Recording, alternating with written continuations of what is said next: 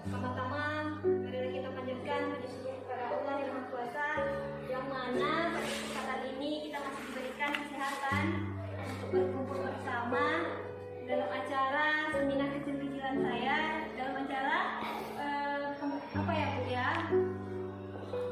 Melengkapi tugas dari calon guru penggerak modul 1/4. Salawat beserta salam tak lupa kita junjungkan kepada Nabi besar Shallallahu Alaihi Wasallam, yang mana dia telah membawa kita dari alam kegelapan ke alam yang penuh terang benderang seperti kita rasakan saat ini. Yang saya hormati Bapak Kepala Sekolah, Jo, Wakil Kepala Sekolah, beserta Bapak Ibu Guru yang sudah hadir hari ini. Baiklah, pada kesempatan ini saya mengucapkan banyak terima kasih kepada Bapak Ibu yang sudah berkenan hadir untuk mengikuti kegiatan tersebut. Oke, baiklah. Ini Bu, Pak, saya mau menjabarkan berbagi ya Pak ya. Saya di sini berdiri di depan ini, saya tidak menggurui karena saya rasa Bapak Ibu adalah guru senior saya di sini. Saya di sini hanya berbagi materi tentang budaya positif.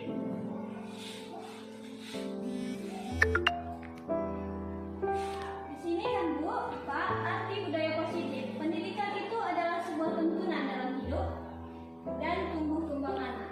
Pengembangan budaya positif dapat menumbuhkan motivasi intrinsik dalam diri anak untuk menjadi pribadi yang bertanggung jawab dan berbudi pekerti luhur serta akhlak mulia. Budaya positif di sekolah itu adalah nilai-nilai, keyakinan-keyakinan dan kebiasaan-kebiasaan di sekolah yang berpihak pada siswa agar siswa tersebut dapat tumbuh dan berkembang menjadi pribadi yang bertanggung jawab, kritis dan penuh hormat. Di sini ada enam materi yang mau saya jabarkan. Yang pertama disiplin positif dan nilai-nilai kebajikan universal. Yang kedua mengenai teori motivasi, hukuman dan penghargaan serta restitusi. Yang ketiga tentang keyakinan kelas. Yang keempat mengenai kebutuhan dasar manusia dan dunia berkualitas. Yang kelima tentang restitusi, ada 5 posisi kontrol kita sebagai seorang guru. Terus yang terakhir ada tentang restitusi, yaitu segitiga restitusinya. Oke, selanjutnya di sini saya jabarkan satu ya Bapak Ibu. Yang pertama adalah disiplin positif. Menurut Bapak Ibu, sebenarnya apa sih arti disiplin itu? Gimana Pak? Disiplin itu seperti apa? Disiplin itu kan berarti dia berkaitan dengan, kalau kita selama ini berpikir disiplin itu adalah peraturan yang harus diterapkan sama siswa yang diatur oleh kita, ya kan? Tapi di sini disiplin positif itu adalah suatu proses pembelajaran di mana merupakan pendekatan mendidik anak untuk melakukan kontrol diri dan pembentukan kepercayaan diri. Disiplin berbeda sama sekali dengan hukuman. Kadang kita berpikir kalau disiplin itu bagi orang yang tidak disiplin harus diberi hukuman. Tapi kalau di sini tidak. Kalau bisa kita tiadakan hukuman. Terus nilai-nilai kebajikan. Nilai-nilai kebajikan adalah sifat-sifat positif manusia yang merupakan tujuan mulia yang ingin dicapai setiap individu. Seperti profil pelajar Pancasila, keadilan, tanggung jawab, kejujuran, dan lain-lain. Sesuatu hal yang positif. Oke, ini yang pertama. Yang kedua ada teori motivasi, hukuman, dan penghargaan serta restitusi. Di dalam diri kita Bu, ada 3 jenis motivasi yang kita kenal. Yang pertama, kita sebagai manusia, ada orang dia, kenapa dia ke sekolah? Ada 3 cara sini. Yang pertama untuk menghindari ketidaknyamanan dan hukuman. Misalnya siswa nih. Siswa kenapa dia ke sekolah? Dia ke sekolah hanya untuk dia tidak mendapat hukuman. Kenapa dia cepat datang? Karena dia ada rasa kalau dia merasa tidak nyaman kalau dia datang terlambat. Takut mendapatkan hukuman. Yang kedua, untuk mendapatkan imbalan atau penghargaan dari orang lain. Seperti kita ke sekolah. Sebenarnya kita sekolah itu ngapain sih? Apa tujuan kita utama? Apa motivasi kita? Apa kita yang pertama karena kita tidak nyaman takut dimarahin sama kepala sekolah, atau yang kedua misalnya kenapa kita harus cepat datang ke sekolah? Apakah karena dapat penghargaan? Apakah untuk mendapatkan pujian? Ya ibu cepat kali datang, hebat, itu satu pujian kan Pak? Terus yang ketiga, untuk menjadi orang yang mereka inginkan dan menghargai diri sendiri dengan nilai-nilai yang mereka percaya. Dari ketiga motivasi ini, menurut Bapak Ibu, yang mana yang terbaik? Yang ketiga. Iya. Yang ketiga inilah yang harus kita tumbuhkan dalam diri kita dan juga dalam peserta didik kita, dalam murid kita. Jadi mereka ke sekolah memang atas dasar diri mereka. Ini namanya budaya positif ini Pak. Budaya positif yang berasal dari diri siswa tersebut. Bukan karena paksaan, bukan karena ada hukuman, maupun ada penghargaan. Jadi kita tumbuhkan budaya positif itu dalam diri siswa kita. Kita menuntun siswa kita. Oke, yang kedua Pak, ada hukuman dan penghargaan ya. Tindakan terhadap suatu pelanggaran. Ini dia hukuman. Hukuman itu biasanya tindakan terhadap suatu pelanggaran pada umumnya berbentuk hukuman atau konsekuensi. Dalam materi ini akan diperkenalkan program disiplin positif yang dinamakan restitusi. Restitusi itu apa sih? Di sini restitusi adalah proses menciptakan kondisi bagi murid untuk memperbaiki kesalahan mereka, sehingga mereka bisa kembali pada kelompok mereka dengan karakter yang lebih kuat. Terus, menurut Alfikon, dia mengemukakan bahwa penghargaan maupun hukuman itu merupakan cara-cara mengontrol perilaku seseorang yang menghancurkan potensi anak tersebut untuk pembelajaran yang sesungguhnya. Jadi menurut Puan ini secara ideal tindakan belajar itu sendiri adalah penghargaan sesungguhnya. Oke, selanjutnya adalah tentang keyakinan kelas. Keyakinan kelas itu adalah nilai-nilai keselamatan atau kesehatan yang kita sebut sebagai suatu keyakinan, yaitu nilai-nilai kebajikan universal yang disepakati secara tersirat dan tersurat lepas dari latar belakang suku, negara, agama, bahasa, dan lain-lain. Ini maksudnya Pak, misalnya kita masuk dalam kelas, kemudian kita buat keyakinan kelas di dalam kelas kita. Misalnya keyakinan itu hampir sama seperti kesepakatan kelas. Dan kita misalnya belajar tanpa, ayo kita buat kesepakatan kelas, sama, hampir sama seperti keyakinan. Bedanya seperti peraturan kelas itu misalnya jangan ribut. Ya, itu kan peraturan kelas kan Pak. Cuman ini bahasanya lebih positif, menghargai sesama teman. Jadi ketika kita ribut, kawan kita merasa terganggu, berarti tidak ada menghargai di situ. Ya. Terus di sini bisa kita sepakati, boleh secara tersirat, boleh secara tersurat. Boleh kita sepakati dengan cara memang diskusi, dan boleh juga dengan cara apa nih kita sepakati sama siswa, apa nih kesepakatan kelas atau keyakinan kelas yang harus kita terapkan. Kertas buku karton, baru apa yang punya siswa tadi kita tempelkan keyakinan kelasnya. Boleh dipajang di depan kelas, itu keyakinan kelas.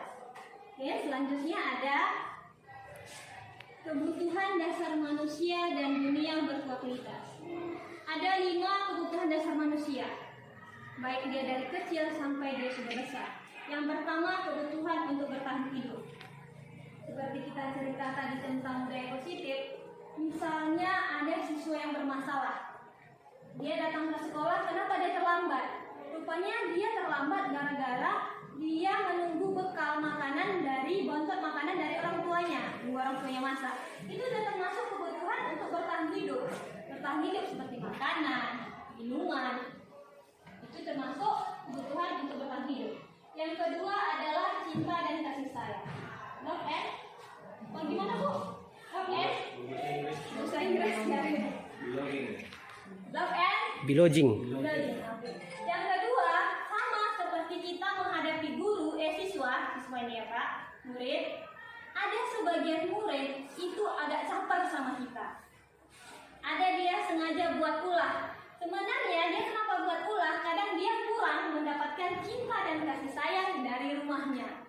Jadi dia mengharapkan hal itu dari kita. Makanya ada sebagian siswa bermasalah, itu sebenarnya bermasalahnya bukan karena dari dia, cuma dia pengen cari perhatian terhadap kita. Terus yang ketiga adalah kebebasan. Kebebasan berarti salah satunya kalau misalnya ada siswa dia pengen hidup bebas, dia pengen belajarnya itu bebas, kan? Kalau kita nggak ada berpatokan apa yang kita jelaskan dia harus paham dan harus dia kerjakan soal itu.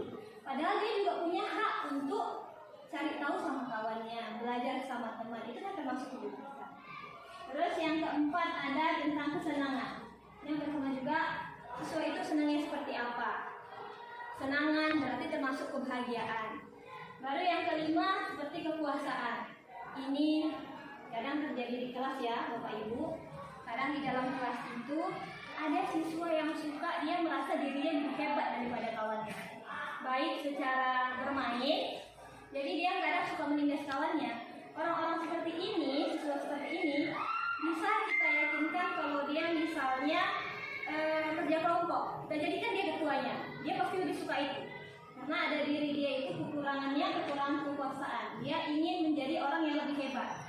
Jadi bisa kita bantu, bisa kita bimbing, kita tuntun dengan cara jadikan dia ketua kelompok setiap kita buat diskusi.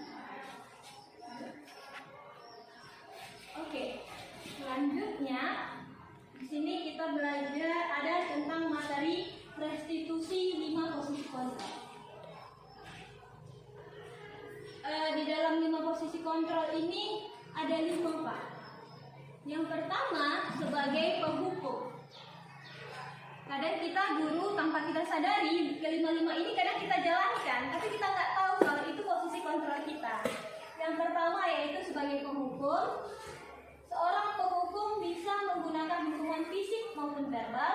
Orang-orang yang menjalankan posisi penghukum senantiasa mengatakan bahwa sekolah memerlukan sistem atau alat yang dapat lebih menekan murid-murid lebih dalam lagi. Kadang kita tanpa kita sadari suka memberikan hukuman kepada siswa, bahkan hukuman itu sebenarnya yang kadang mempermalukan dirinya sendiri. Salah satunya apalagi kalau kesalahannya kadang bukan bapak-bapak, karena saya pun suka kayak gitu kan, misalnya siswa tidak mengerjakan PR. Karena kita emosi, dia tidak mengerjakan PR, kita suruh dia keliling lapangan selama coba karena kamu tidak mengerjakan PR keliling sebanyak 5 kali. Itu termasuk hukuman. Itu dia sebenarnya ada 2, ada hukuman, ada namanya konsekuensi. Di sini konsekuensi. Kalau konsekuensi itu dia ada kesepakatan antara kita dengan siswa. Misalnya nih, siapa yang tidak mengerjakan PR ini berarti besok harus mengerjakannya di luar ya. Berarti setiap siswa yang melanggar peraturan itu dia sudah tahu, oh iya nggak mengerjakan PR berarti harus mengerjakan di luar. Dia mau terima. Kalau hukuman kan dari kita sendiri, tidak ada kesepakatan terhadap siswa tersebut. Kalau konsekuensi ada kesepakatan antara kita berdua. Terus yang kedua, pembuat merasa bersalah. Pada posisi ini biasanya guru akan bersuara lebih lembut. Pembuat rasa bersalah akan menggunakan keheningan yang membuat orang lain merasa tidak nyaman, bersalah atau rendah diri. Ini kalau membuat bersalah, misalnya saya sama siswa gitu kan Pak. Terus misalnya siswa itu nggak bisa diatur, terus saya bilang sebagai pembuat merasa bersalah, kamu nggak kasihan sama ibu? Nanti ibu dimarahin sama Pak Kepala Sekolah loh. Apa kamu tega sama ibu? Masa kamu ribut sih? Masa kamu keluar? Masa kamu gak ada kasihan sih sama ibu? Itu termasuk membuat merasa bersalah. Kita buat siswa itu merasa bersalah sudah melakukan kesalahan. Oke, yang ketiga ada sebagai teman. Posisi kontrol sebagai teman yaitu guru pada posisi ini tidak akan menyakiti murid, namun akan tetap berupaya mengontrol murid melalui persuasi. Posisi teman pada guru bisa negatif ataupun positif. Ini misalnya kadang kita berteman sama siswa, misalnya kan Bu, ada yang negatif ya, misalnya Bu, kita kan udah kawan Bu, udahlah Bu, nanti aja lah, bisa lah karena yang besok aja dikerjakan. Ya udah, karena ada rasa teman tadi, ya kan besok aja, tapi jangan bilang ya, itu termasuk ke hal yang negatif. Terus yang keempat ada tentang memantau, yaitu memantau berarti mengawasi. Pada saat kita mengawasi, kita bertanggung jawab atas perilaku orang-orang yang kita awasi. Posisi pemantau berdasarkan peraturan-peraturan dan konsekuensi. Ya ini jauh lebih baik menurut saya lebih baik daripada yang lainnya. daripada sebelum-sebelumnya, karena teman tahu ini kita kadang tanya sama siswa itu, kenapa kamu terlambat nak? Misalnya kalau ada siswa yang terlambat kan, Pak, Bu, kenapa terlambat? Ya karena apa Bu? Saya tadi ketinggalan bus. Jadi kalau misalnya terlambat, apa yang harus dilakukan? Apa konsekuensinya? Kita langsung tanya, kamu tahu nggak peraturan sekolah seperti apa? Kamu tahu nggak konsekuensinya? Tahu Bu, saya kalau misalnya kita terlambat masuk kelas selama 15 menit, berarti konsekuensinya dia harus tetap di kelas 15 menit. Dia maksudnya itu lebih, kalau orang kan maksudnya on time, kalau dia karena dia tidak on time, waktunya dia terlambat 15 menit, berarti dia harus tinggal di kelas itu selama 15 menit. Lalu yang terakhir yaitu manajer. Posisi manajer itu adalah posisi di mana guru berbuat sesuatu bersama dengan murid, mempersilahkan murid mempertanggungjawabkan perilakunya, mendukung murid agar dapat menemukan solusi atas permasalahannya sendiri. Oke, kalau ini sepertinya Bapak Ibu ada melihat saya beberapa kali ada syuting sama siswa di sini. Itu saya coba praktekkan manajer.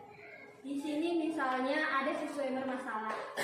Contohnya kalau dia tidak memakai sepatu atau sepatunya berwarna merah.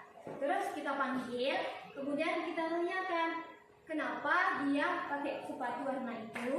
Terus dia tahu nggak sebenarnya apa keyakinan sekolah kita. Keyakinan sekolah seperti peraturan sekolah yang sudah kita buat bersama. Kemudian kita tanyakan apa penyebabnya. Misalnya penyebabnya adalah semalam hujan Bu, jadi basah. Dan kita yakini kalau kita pun di posisi sebagai anak itu pasti kita melakukan hal yang sama. Lebih baik kita ganti sepatunya warna merah daripada tidak sekolah sama sekali. Ya kan Bapak Ibu? Ya, kemudian setelah itu kita tanyakan lagi, jadi gimana solusinya? Biar jangan misalnya basah. Berarti kalau dia basah karena dicuci tadi, dia harus cucinya lebih cepat. Pulang sekolah langsung dicuci, langsung dijemur.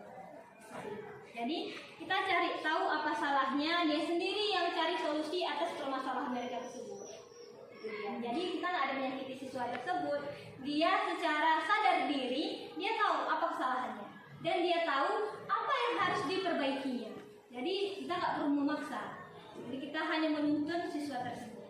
Oke, saja lanjut terakhir. Nah ini dia segitiga restitusi. Langkahnya yang pertama menstabilkan identitas. Teori kontrolnya, kita semua akan melakukan hal terbaik yang bisa kita lakukan. Ini seperti yang tadi, bahwa kita sebagai manusia tidak akan pernah luput dari yang namanya salah. Kesalahan itu pasti pernah terjadi sama kita. Misalnya kita terlambat, pasti ada hal-hal yang mempengaruhi kita kenapa bisa terlambat. Begitu juga dengan siswa. Jadi kita tanyakan, stabilitaskan identitasnya. Yang kedua yaitu kita validasi tindakan yang salah. Semua perilaku memiliki alasan. Itu tadi, apa alasan anak tersebut melakukan hal itu. Terus yang ketiga yaitu menanyakan keyakinan. Kita semua memiliki motivasi internal. Ini kita tanyakan, jadi gimana? Boleh nggak melakukan kesalahan tersebut? Terus apa solusinya? Kita cari tahu dari siswa itu tersebut. Ya, oke, Pak Ibu. Sekian, ini saja yang dapat saya jabarkan. Jika ada Bapak Ibu yang ingin bertanya, saya persilahkan. Nah, dikasih tadi pertanyaannya. Tapi enggak ada. Tidak ada Bapak Ibu. Oke, saya Bria. Assalamualaikum warahmatullahi wabarakatuh. Waalaikumsalam. Tadi pembuka pertama masalah disiplin ya Bu ya. Nah, di sini kan kita untuk menerapkan disiplin itu kita nggak harus menghukum anak-anak gitu ya. Jadi menurut Ibu, bagaimana kita cara menerapkan disiplin itu yang terbaik untuk anak didik kita biar tidak ada ibaratnya merasa tertekan atau gimana untuk anak didik kita. Misalnya seperti mereka melakukan kesalahan tidak mengerjakan tugas. Tadi mungkin sebagian memang sudah dijelaskan kan. Untuk secara keseluruhan bagaimana cara kita menerapkannya di sekolah. Itu saja. Assalamualaikum warahmatullahi wabarakatuh. Waalaikumsalam warahmatullahi wabarakatuh. Terima kasih ya Bu. Pertanyaan yang sangat luar biasa. Oke, saya coba jawab Bu. Bagaimana kita menerapkan secara keseluruhan? Dengan cara, menurut saya dengan cara keyakinan kelas tadi Bu. kita memang kalau sesuatu yang harus kita perbaiki itu tidak sifatnya instan. Tingkat Indomie aja kita wajib masak air, apalagi membimbing siswa. Harus ada konsisten ya Bu. Kalau misalnya hari ini kita laksanakan, seterusnya juga seperti itu. Terus kita nggak bisa sendiri Bu. Kita harus berkolaborasi dengan guru-guru lainnya. Jadi bukan cuma kita, tapi semua juga mengingatkan. Ketika kita sendiri yang berjalan maju sendiri, siswa itu merasa, ini kan cuma sama ibu itu, sama ibu yang lain nggak apa-apa kok. Jadi gitu. Jadi harus ada saling berkolaborasi kita sesama guru untuk memajukan pendidikan. Seperti disiplin tadi kan, kalau udah itu Bu, kita setiap hari harus menuntutnya. Setiap hari, istilahnya setiap kita masuk, ketika dia punya salah, jadi besok kita tanya lagi, betul nggak? Udah tahu belum dia kesalahan dia itu? Kalau belum, kita tuntut lagi. Seperti saya bilang tadi, nggak ada instan. Kita belajar bertahap. Belajar Bu, gimana Ibu? Atau ada Bapak Ibu yang ingin menambahkan jawaban saya? Pertanyaan saya. Oh, oke. Tema kita adalah merdeka belajar. Ini pertanyaan tentang pengalaman kita sendiri. Sering saya temukan di kelas ataupun di luar kelas, anak-anak itu ada kecemburuan sosial, ya? Apalagi tentang perhatian guru. Untuk mengatasi ini, bagaimana menurut Anda untuk biar tidak ada kecemburuan sosial pada siswa ini? Oke Pak. Oke. Terima kasih Pak atas pertanyaannya Pak Arianto. Saya coba jawab ya Pak. Bagaimana caranya agar kita guru tidak menimbulkan kecemburuan sosial terhadap peserta didik? Menurut saya, kita harus merangkul semuanya Pak. Merangkul kita semuanya terhadap peserta didik. Kita tidak boleh condong terhadap yang pintar saja. Kadang bahkan ada siswa kita yang kadang dia pemalu. Kita sebenarnya habis ini ada pembelajaran berdiferensial. Kita petakan siswa tersebut, mana yang dia siswa yang lebih pintar, mana yang enggak, tanpa maksudnya itu kita ajak dia bersama. Seperti misalnya kan Pak, kalau misalnya mengerjakan sesuatu, jangan hanya yang pintar yang kita panggil ke depan. Apalagi Bapak guru matematika, nanti ada yang pintar aja Pak, si Adi gitu. Silakan aja ke depan karena dia yang pintar, tidak boleh. Jadi kita juga harus, ketika dia misalnya yang pintar tadi memang pintar Pak, kita ajak juga sampai yang bagian orang yang tidak pandai matematika tadi.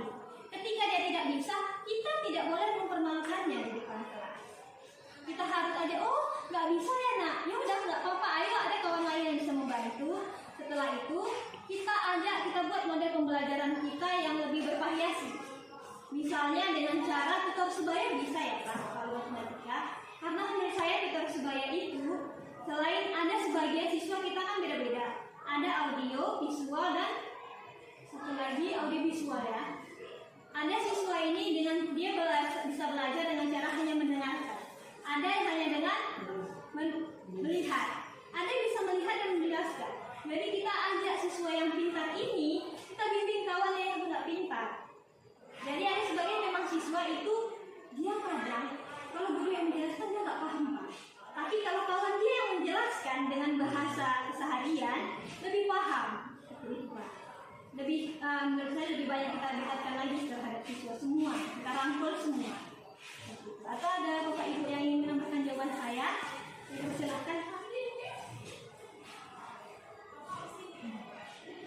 Gimana Pak? Pak, Bu. Ya baiklah. Terima kasih Bapak Ibu atas pertemuan yang sangat istimewa ini, yang sangat membantu saya dalam mengerjakan tugas saya sebagai calon guru penggerak angkatan 6. Semoga apa yang kita laksanakan hari ini diberkahi sama Allah dan mendapatkan syafaatnya.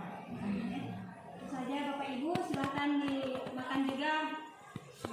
Assalamualaikum warahmatullahi wabarakatuh. Saya minta maaf nih ya Bapak Ibu kalau misalnya ada kesalahan dari setiap penjelasan yang saya keluarkan tadi. Maaf, pada Allah saya mohon ampun. Assalamualaikum warahmatullahi wabarakatuh. Selamat pagi. Bagaimana pendapat Bapak mengenai saya di sini sebagai guru penggerak, Pak?